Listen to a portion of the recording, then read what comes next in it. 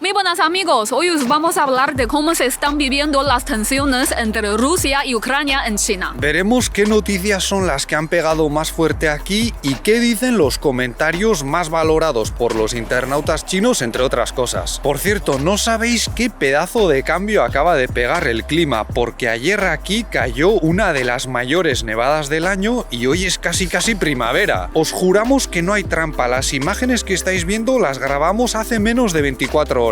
Ya han dicho que este fin de semana llega la primavera y en esta parte del país suele ser así. A ver si pronto nos veis sin los abrigos. Porque ayer Lele y Baby ni tan mal, pero a mí se me encharcaron los zapatos totalmente con agua congelada y me entraron ganas de ponerme a hacer los vídeos desde casa. Para empezar, tenemos que decir que los medios chinos no han hablado demasiado sobre la crisis de Ucrania y Rusia hasta hace unos pocos días. En parte porque se estaban celebrando las Olimpiadas de Invierno de Pekín y se les ha dedicado mucha atención. Al parecer han sido los juegos de este tipo más vistos de la historia, sobre todo por la cobertura que han ofrecido aquí, con millones de chinos viéndolos cada día. Lele ha estado bastante atenta a ellos, yo no tanto, la verdad. Pero bueno, en las Olimpiadas también han participado deportistas de los dos países enfrentados y aunque la norma número 50 prohíbe la propaganda política, el ucraniano Vladislav Geraskevich mostró un mensaje de no a la guerra tras completar su prueba de esqueletón y también pudimos ver un abrazo esperanzador entre los esquiadores Ilya Burov y Oleksandr Abramenko de Rusia y Ucrania respectivamente. Esta última imagen ha sido muy compartida en las redes sociales de China, ¿verdad, Lele? ¿Qué es lo que os ha parecido?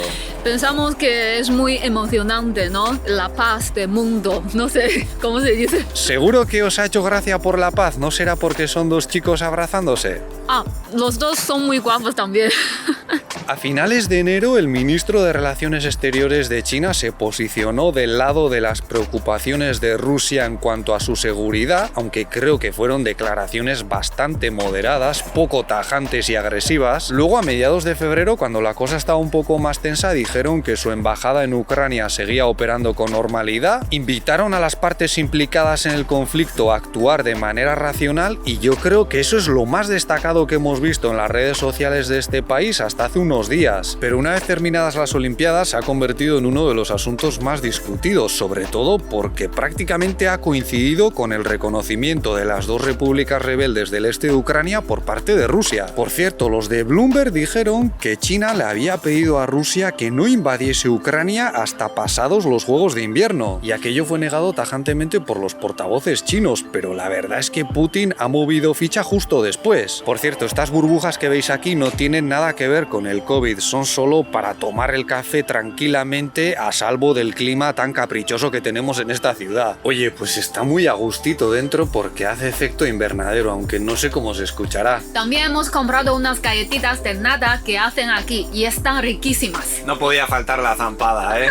A ver, nosotros no vamos a meternos a discutir de quién es la culpa del conflicto. Como hemos dicho al comienzo del vídeo, vamos a ofreceros principalmente el punto de vista de los internautas chinos. Pero sí nos gustaría recordar que en realidad han sido bastantes años de guerra que han sufrido sobre todo los habitantes de Donetsk y Lugansk. Recuerdo muy bien que cuando cruzamos Rusia en el Transiberiano, en el verano de 2015, nos planteamos entrar a la Unión Europea a través de Ucrania, pero ya acumulaban unos meses movidos y aunque seguramente no nos habría ocurrido nada, al final tomamos el trayecto que pasa por Bielorrusia. O sea, para nosotros lo más importante es que esa población por fin deje atrás todos esos años de ataques y sufrimiento, y el hecho de que sean rusos o ucranianos a nosotros no nos importa tanto. Aunque no llegase a ese nivel de gravedad, yo también viví el llamado conflicto vasco y creo que lo más importante es sentarse y negociar una solución que evite más muertes y dolor. Punto. Para eso tenemos representantes políticos, ese es su deber, no enfrentarnos los unos a los otros. Así que desde aquí nuestro mensaje es muy claro, aunque no sé cómo se escuchará con tanto plástico. No a la guerra. Vale, y ahora vamos por fin con las noticias más sonadas aquí y a ver qué dicen los comentarios más valorados. Ya nos hemos tomado el café y medio bote de galletas, creo que tenemos energía suficiente, ¿no, Lele?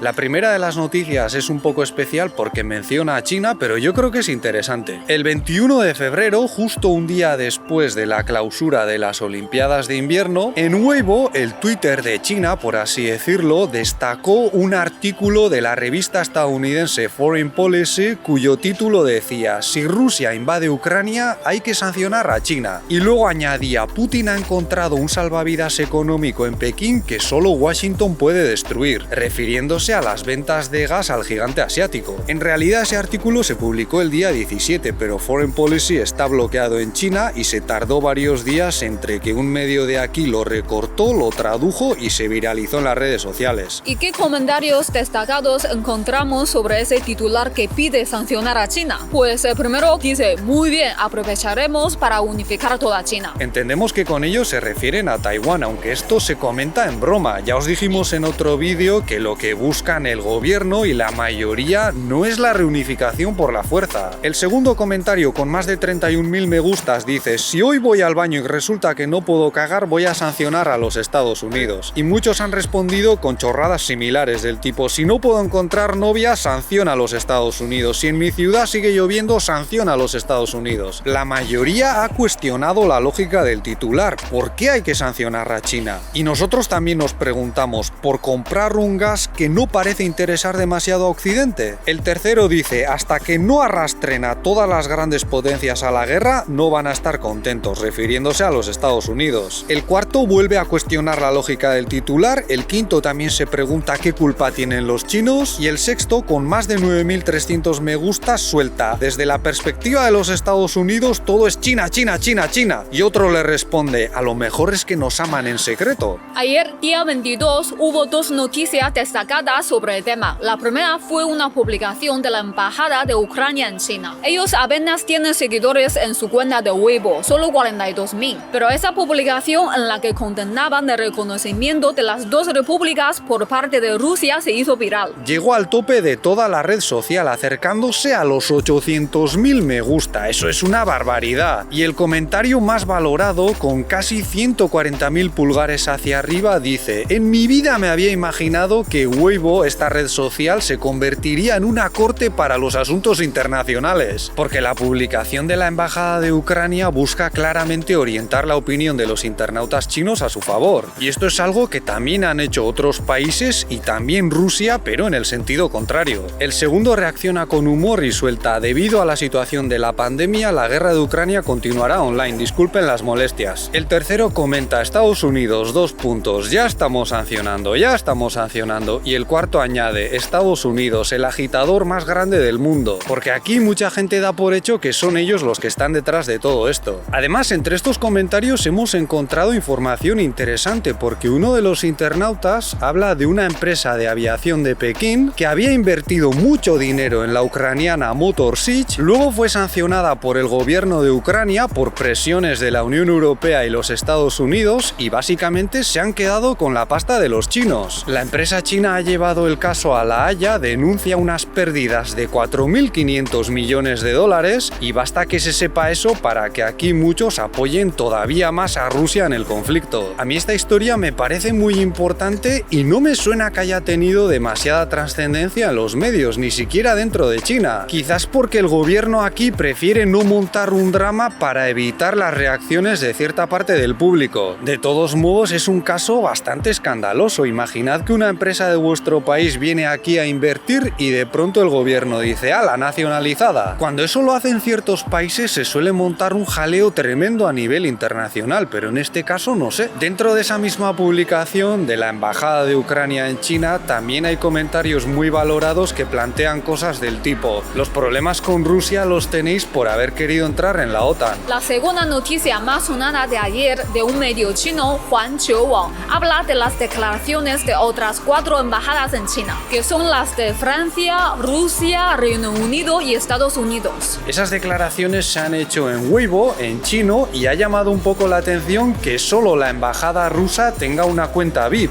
Pero una vez más, los comentarios con más me gusta se sorprenden por la importancia que está teniendo esta red social china dentro del conflicto. Parece que los internautas chinos no se esperaban que los representantes de los países implicados los tuviesen tan en cuenta. Y uno de ellos hasta propone propone que las Naciones Unidas resuelvan el conflicto a través de una votación en esta plataforma. Pero una cosa es ponerse del lado de Rusia frente a los Estados Unidos y otra bastante diferente apoyar la independencia de Donetsk y Lugansk. La noticia del reconocimiento de las dos repúblicas por parte de Rusia no ha llegado tan alto y las posturas tampoco están tan claras. El comentario con más pulgares hacia arriba de esta noticia, con más de 27.000, dice: este asunto se está desarrollando de forma cada vez menos razonable.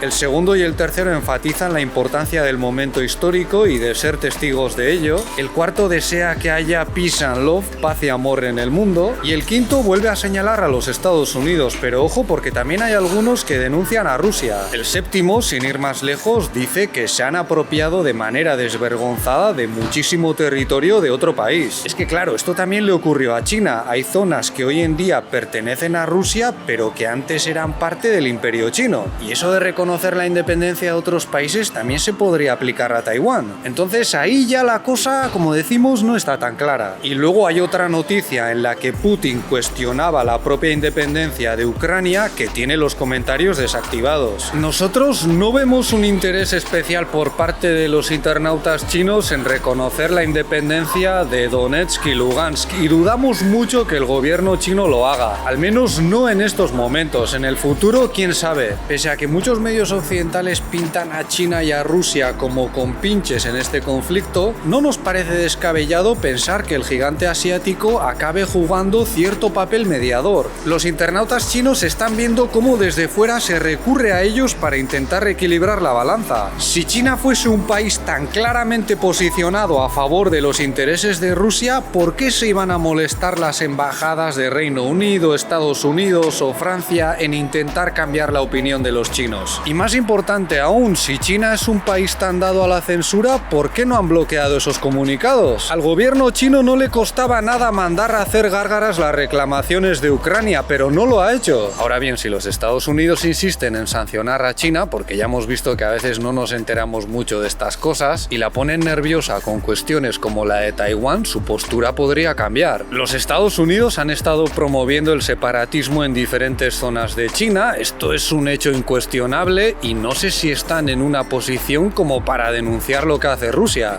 Obviamente hoy día 24 la situación ha cambiado mucho con la ofensiva de Rusia, considerada por las potencias occidentales como la tan anunciada invasión, aunque según Putin lo que se busca es parar definitivamente los ataques contra la población de Donetsk y Lugansk. En China también ha sido un día muy intenso, con mucha confusión, como en muchos otros países, y seguimos sin ver posturas claras sobre el reconocimiento de las dos repúblicas. Ahora mismo en Weibo las dos publicaciones con más visitas tratan sobre este asunto. La segunda ofrece una especie de cronología de los hechos más recientes y la primera son unas declaraciones de la portavoz del gobierno Hua Chunying. Por lo visto, Ned Price del Departamento de Estado de los Estados Unidos les ha dicho que China debería hacer que Rusia dé un paso atrás y su respuesta ha sido que los Estados Unidos no tienen derecho a decirles qué hacer en cuestiones de soberanía e integridad territorial, y les ha recordado que, por ejemplo, hace unos 20 años la embajada china en Yugoslavia fue bombardeada por la OTAN, que siguen entrometiéndose en los asuntos de este país, y que los Estados Unidos han pasado la mayor parte de su historia haciendo la guerra, a veces con la excusa de la democracia y los derechos humanos. O sea, de cara al público, el gobierno chino no parece muy dispuesto a obedecer a los intereses de los Estados Unidos, y no creo que vayan a sancionar a Rusia. Pero fuera de las cámaras es posible que estén haciendo cosas para calmar el asunto, porque China es la fábrica del mundo y le conviene que haya estabilidad en los mercados. Los chinos no quieren ser señalados como los malos de este conflicto para que se justifiquen todavía más sanciones contra ellos, porque tienen mucho que perder económicamente. Y Rusia también, pero quizás no tanto, a lo mejor ya están más acostumbrados a ir tirando pese a las sanciones. Pero bueno, a ver si podemos volver a la paz o al menos a ese equilibrio entre potencias del que hablábamos hace poco.